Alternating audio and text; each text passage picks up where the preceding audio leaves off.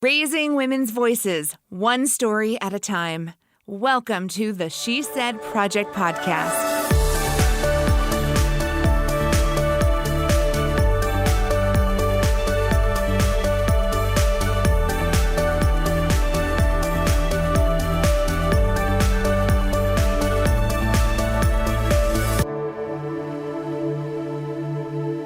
Hi, and welcome back to the She Said Project podcast, where each week we share a story from That's What She Said archives. I am your host, Jeanette Jerzyk. And I am co-founder, Carrie Rosso. Hi, and we are here to share the movement, the mission that is women supporting women through the power of storytelling. We produce shows live on stage, and That's What She Said started in Champaign, Illinois. And our whole goal is to share the stories that have been told on the She Said stage to more women, because we know that when women come together to support each other, amazing things can happen. Right, Carrie? We always say the mission is simple, to exchange stories, but the results are extraordinary. And you want to talk about extraordinary? Let's talk about who we're talking to today, our special guest. The one and only Dr.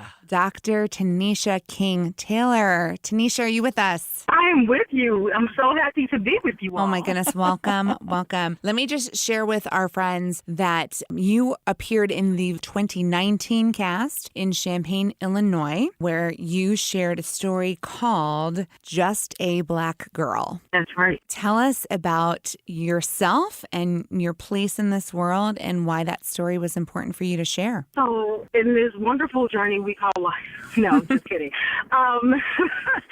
No, life has been quite the journey for me. I talk about just being a black girl and what that meant growing up on the south side of Chicago, the resources or lack thereof that we had, and some of the stereotypical things that people tend to place black girl into these boxes about what we can and can't achieve. And so it was really important for me to be genuine, authentic, and really vulnerable in that moment in the 2019 show in order to demonstrate a different side of what people typically think about when they see just a black girl. And it was also important for me to share and be vulnerable so that other black girls that look like me, that have similar experiences as me, knew that they did have a chance, that they can thrive and that they can be whatever they dream to be with other women that support them to get there. And so that was why it was important for me to share that story. And we're so grateful that you took to the stage to share your story with over 1,100 women at the live performance. But now through the She Said Project podcast, we're going to share the story of Just a Black Girl with many, many, many more friends who can learn and be inspired from your experiences. So we're going to go ahead and play the clip from the live show. This is Dr. Tanisha King-Taylor speaking from the heart in the 2019 production of That's What She Said in Champaign, Illinois, with Just a Black Girl. I'm just a black girl. Just a black girl. Statistically, they said I would make it. Black girls from Chicago don't always make it out. They say we tend to become a product of our environment.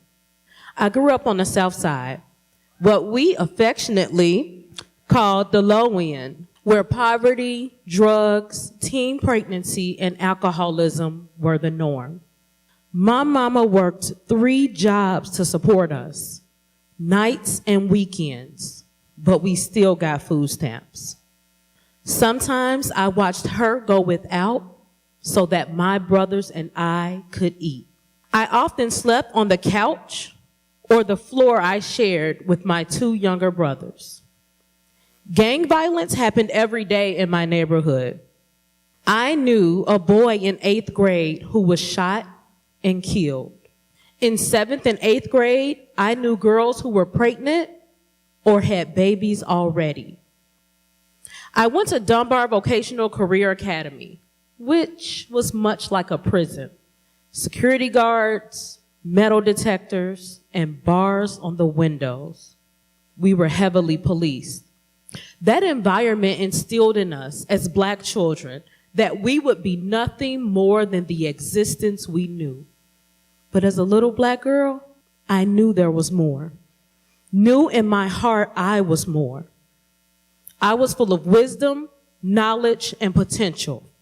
I saw beyond my environment, beyond the labels that educators and society gave me and others that looked like me. But no one ever showed me a way to be more. There was this one day that stood out to me and showed me a different kind of life. We had an exchange day with a high school in Naperville, and they were pretty fancy. You knew Naperville. There, as you seem to know, I saw superior textbooks and enhanced technology. But more importantly, I witnessed the better treatment of the students. They were not questioned about their whereabouts or treated like second-class citizens. That's when I knew that I needed to find a way to something better. College seemed like a way out, a way up. No one in my immediate family had ever attended college, so no one prepared me for the application process because they were just as clueless as I was. My high school counselor thought that community college was my only hope, if any. When I expressed my interest in attending the U of I, she retorted matter-of-factly, no, that is not an option for you. I recently read Becoming by Michelle Obama. Her high school counselor told her the same thing. So much for seeing our potential. Now, I can't blame the high school counselor too much, though. You see, I only got a 16 on the ACT.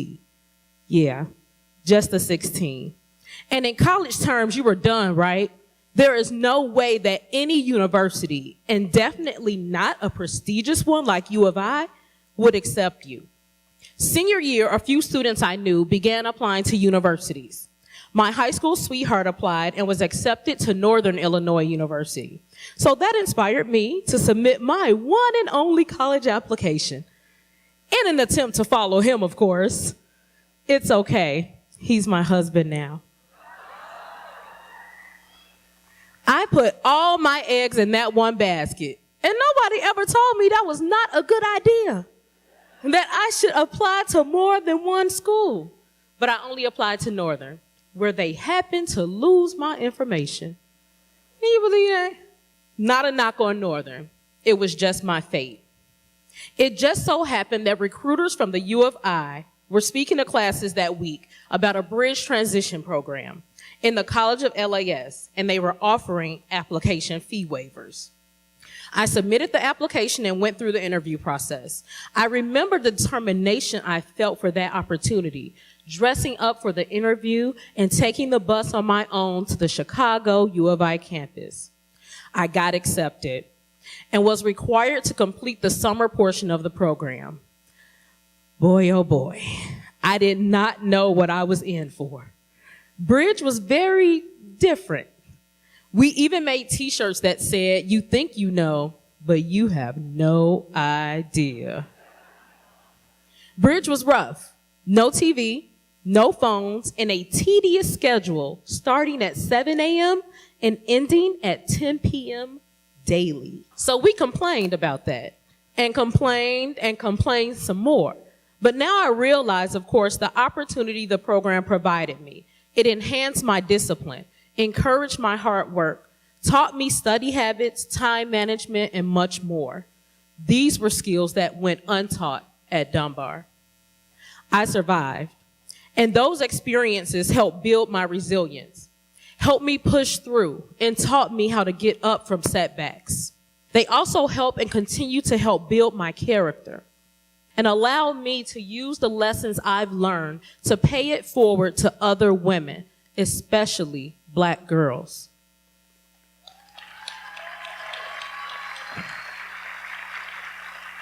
My mother was also integral in my development, encouraging me constantly, telling me to be open to all opportunities, letting me do my own thing, be my own person, which instilled a high level of self-confidence and an unstoppable mentality.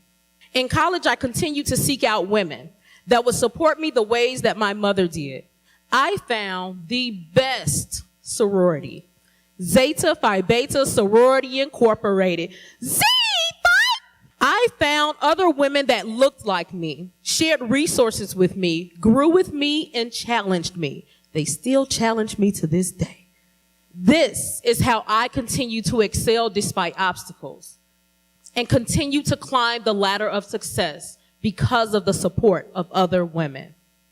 Just 1 month after college graduation, I began my master's program in the School of Social Work, also here at Illinois.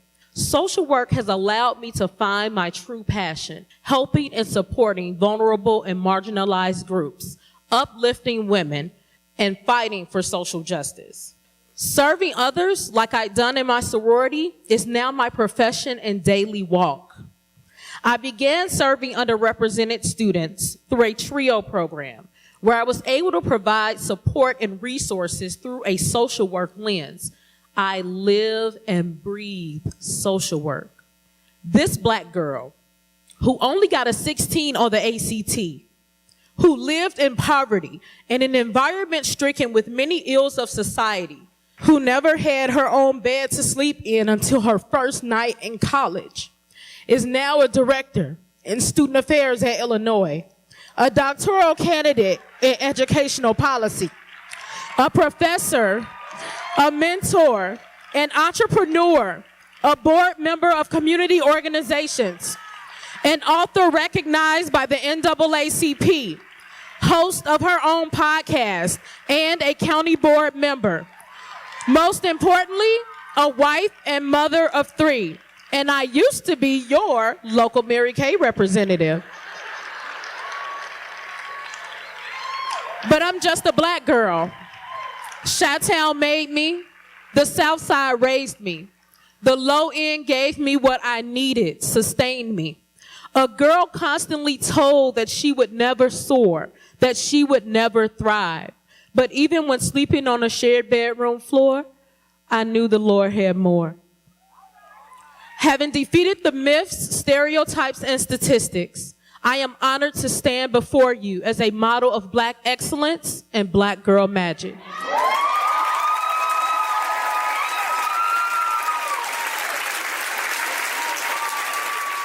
Well, Tanisha, you are a model of Black girl magic and Black excellence in your community and in your life. What was that experience like for you to share your story loud and proud? It was weird at first.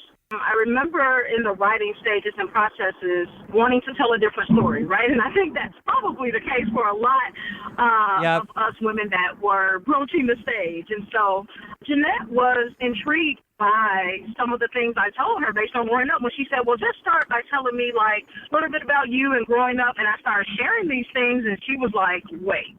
Whoa. And I think that's your story. This is hugely important because you were so quick to say, well, my life isn't that interesting. I don't have a story. I'm just a Black girl from the South Side of Chicago. And that was the moment because I don't know what that's like. And there are millions of women out there that don't know what that's like. And so just by being vulnerable, sharing your how you grew up and where you grew up and how it impacted you as a woman, that alone is a huge, impactful story. So thank you for taking that chance with me because, who you are innately was enough. It was what we needed to hear. And it obviously was what the crowd needed to hear. I mean, they went crazy for you at the end of that.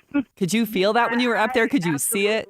I saw it and I felt it. And it was a different moment because like you said, you don't think your life is that interesting. You're like, and sometimes I think even those experiences, they're subpar, you normalize it and you think that this is either the norm or, like you said, it's not too interesting, but it really has a core inspirational tone to it, which you don't see yourself as, right? You don't see yourself as this motivational or inspirational person. You just kind of see yourself as having lived a life, and this is what happened to me, and the results were amazing. But when we started breaking it down and pulling out all the little things that you had overcome that didn't even seem that significant to you at the time, I always remember that line where you said that you had had not even ever slept in a bed of your own until you got to college. And every time you get to that line at the end of your story, you would get choked up, and I would get choked up. You know, that was a significant moment in your life of getting to the point where you were, you know, able to sleep in a bed, something so many of us take for granted. Yeah, and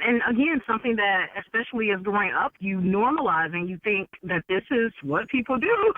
You don't even see it because you're living it. You don't see it as something that is not normal. And I think the choking up of it, even as I talk about it now and think about it, is like because you truly come to a place accepting that is what life was.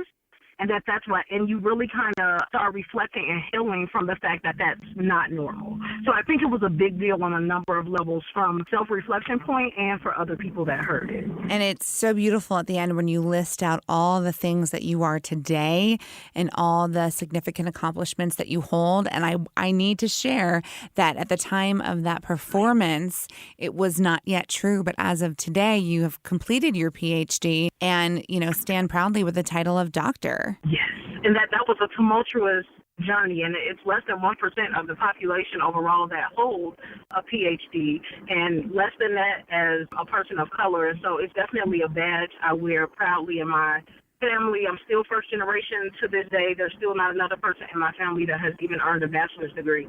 And so I live the life of attempting to be a trailblazer. Even if I get exhausted and tired, I recognize that I end up being the voice for a lot of people, even if that's not the route that I intended to take, and that it makes a difference, not only immediately for my family, but for other family members and then for other little Black girls on the South Side. Thank you so much. I remember when everyone sort of jumped to their feet thinking, you know, that you were what we often talk about, that we want our speakers to provide a mirror and a window, that we want people to see someone who reflects back themselves, and we also want the speakers to open a window for people to see a different perspective. And you nailed both of those for so many different people for so many different reasons, and we are beyond grateful. Yeah, we are so proud of you and for knowing you, to have been part of your journey and watching your accomplishments and where you've been since the show, which wasn't that long ago. But, you know, how did that experience have an impact on your life? You know, taking that risk and sharing that story, did you get feedback from friends and family from that night? It was life-changing, to say the least. I had already been on this journey of wanting to be on stages and share stories, but it was never as much from a personal aspect, right? Because I minimized what my experience had been. It was life-changing, again, in the way that people perceived it, the shock and surprise that they had based on the story, but then just the feedback of how much they enjoyed it. I got so many texts and Facebook messages and inboxes that said, thank you for being vulnerable. Thank you for sharing that. Or a Me Too moment of some of these things were really similar to my experience, and I really either hadn't thought about it or wasn't comfortable talking about it until I saw that. And so I still get messages to this day. People still forward it to me like I wasn't there. I was there, honey. On the YouTube, like I did.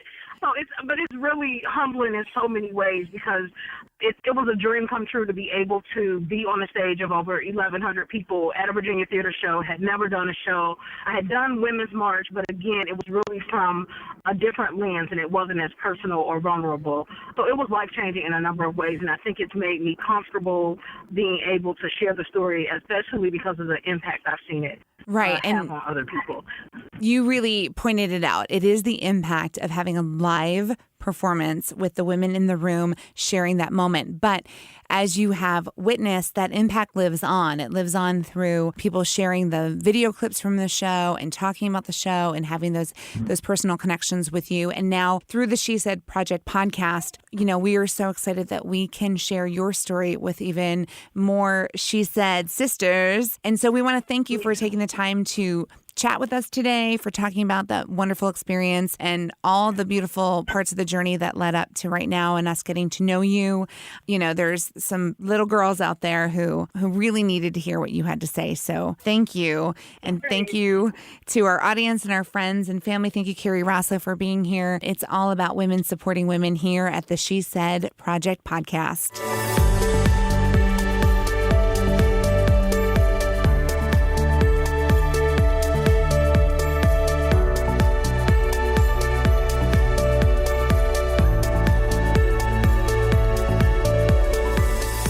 Thank you for listening to the She Said Project podcast in partnership with Illinois Public Media.